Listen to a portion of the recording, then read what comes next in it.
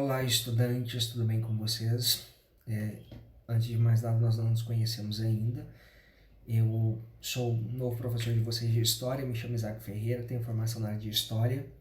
Em decorrência da licença da professora Lisete, eu assumo as aulas deixadas por ela e nós nos manteremos juntos, creio eu, até a finalização desse semestre. Bom, antes de mais nada, necessário se faz que seja esclarecido aos senhores que ainda nos encontramos no período de pandemia, então todo cuidado nunca é demais.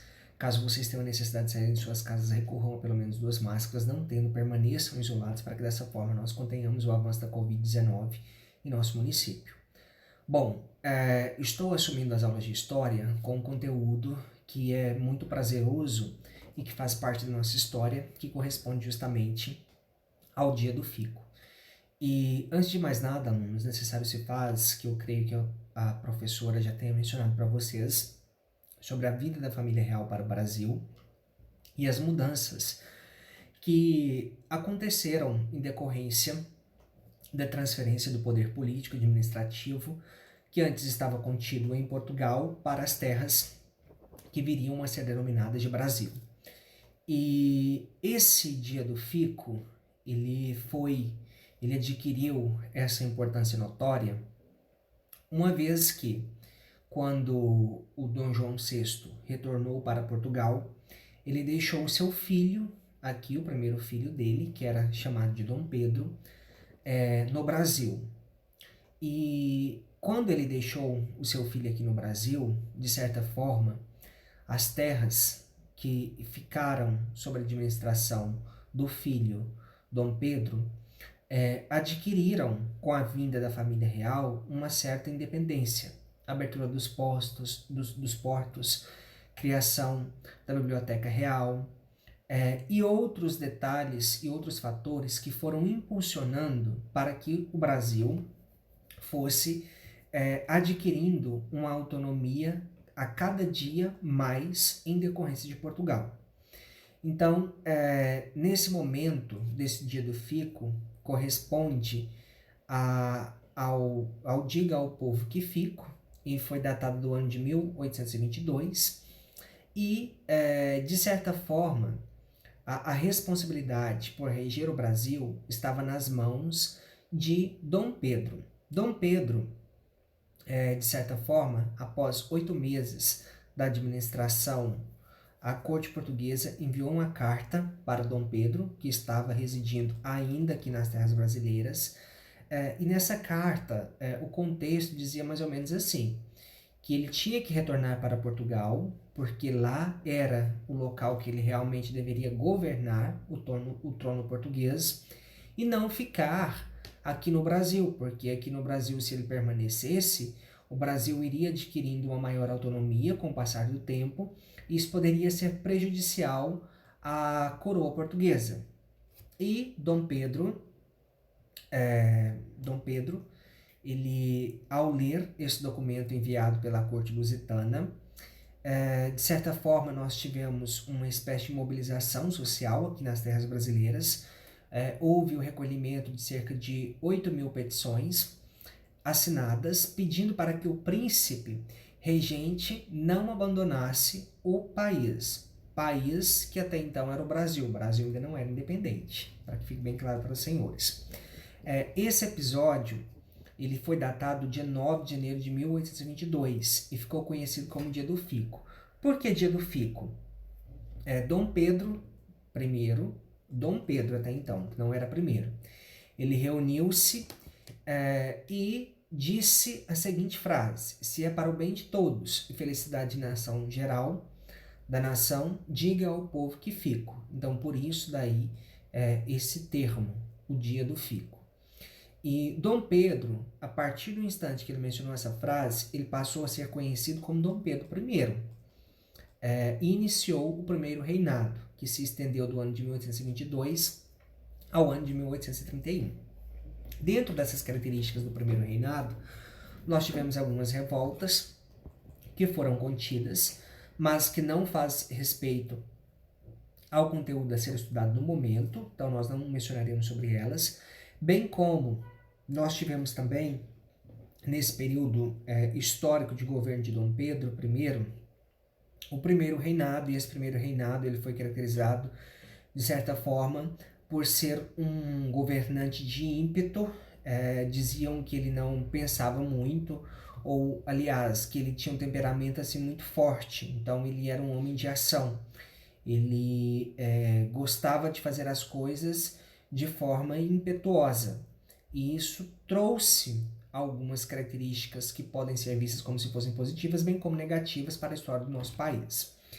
E a independência do Brasil, ela aconteceu um pouquinho mais tarde. Se o dia do Fico está marcado para o dia 9 de janeiro de 1822, a independência foi no dia 7 de setembro de 1822, que foi o marco que Dom Pedro, a margens do riacho ou do córrego do Ipiranga, do rio Ipiranga, como algumas pessoas chamam, mas nós sabemos que ele é um riacho, ele deu o grito da independência e favoreceu, declarou a independência do Brasil, transformando-se numa monarquia e coroando-se como se fosse Dom Pedro I. Então, a partir do instante que Dom Pedro I ele torna-se monarca brasileiro, ele rompe com a coroa portuguesa, e isso trouxe características de certa forma pejorativas para a sua linhagem, mas na visão dele, e isso é reforçado até mesmo pela capacidade que o Brasil tinha de produção,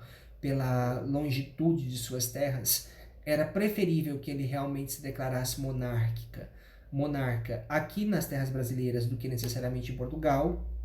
E a partir dessa data, 7 de setembro de 1822, então ele se torna o monarca brasileiro e recebendo o título de Dom Pedro I.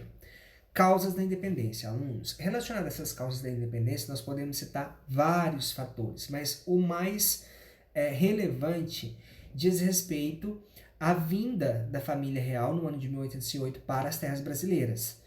E ela veio, a família real, ela não veio aqui para as terras brasileiras, vou fazer um passeio, vou nas terras da colônia brasileira. Não foi isso que aconteceu. Nós sabemos que Portugal estava prestes a ser invadida pelas tropas napoleônicas francesas e, de certa forma, eles transferiram toda a corte, a coroa lusitana.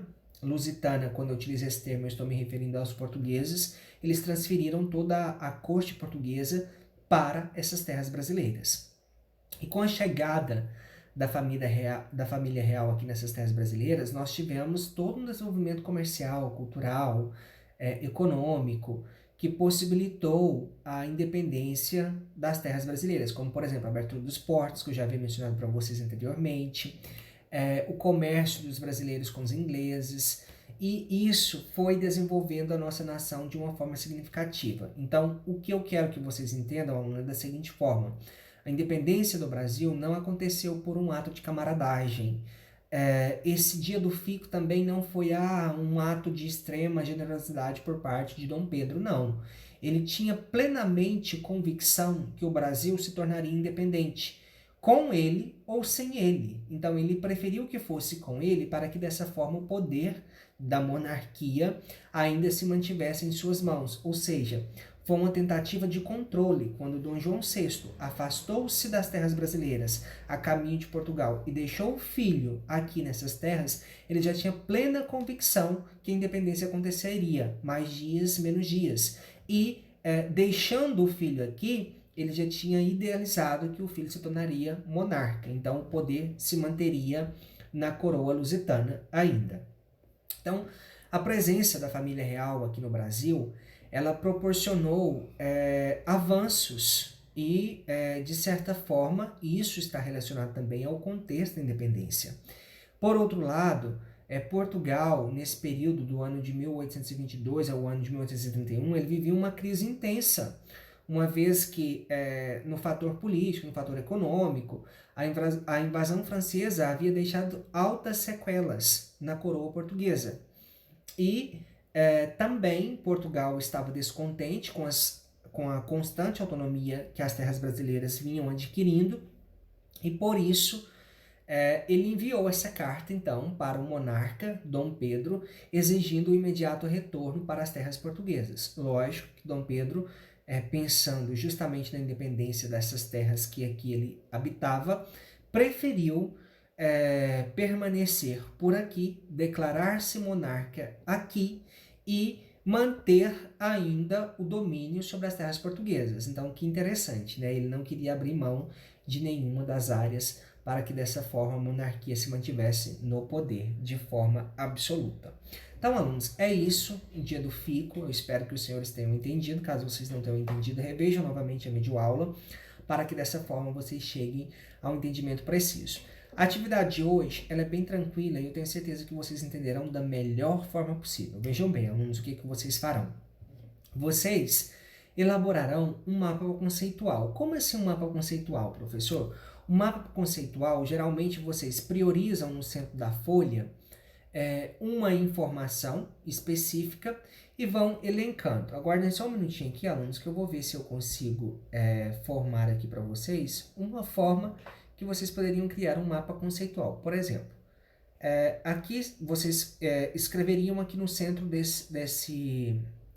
dessa quadrícula o dia do fico, e vocês puxariam setas, como aqui vocês poderiam criar aqui o dia do fico, vocês poderiam colocar a data, que corresponde a 9 de janeiro de 1822.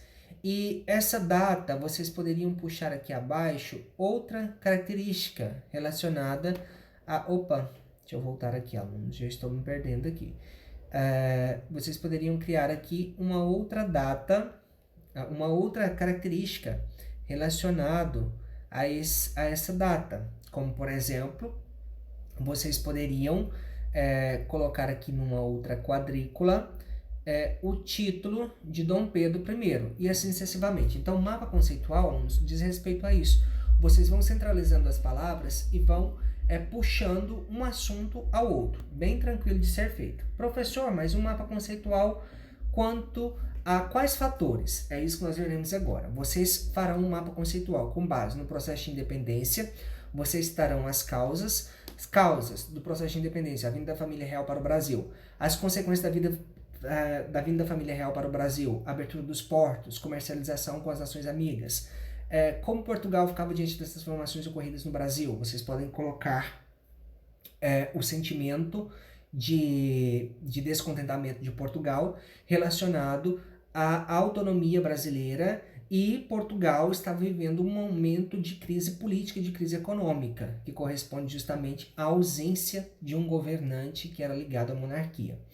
Estamos compreendidos? Atividade muito fácil de ser feita, alunos. Eu espero que vocês a façam da melhor forma possível. Enviem para o meu WhatsApp privado para que dessa forma eu consiga pontuá-los, ok? Quaisquer dúvidas que vocês tiverem, recorram ao grupo no horário da aula e eu tentarei auxiliá-los sempre da melhor forma possível. Um forte abraço, se cuidem e eu espero vê-los o mais breve possível, alunos.